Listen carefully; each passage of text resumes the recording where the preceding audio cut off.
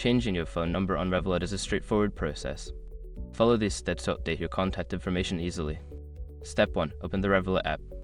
Launch the Revolut app on your smartphone. Make sure you're logged into your account to access the settings.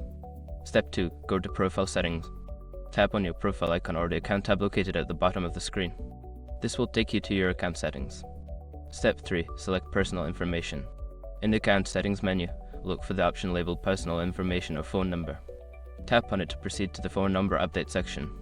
Step 4. Update your phone number. Enter your new phone number in a designated field.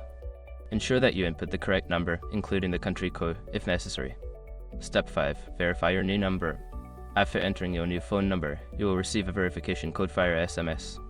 Enter this code in the app to confirm the change and complete the process. Once you have followed these steps, your phone number will be successfully updated on Revolut.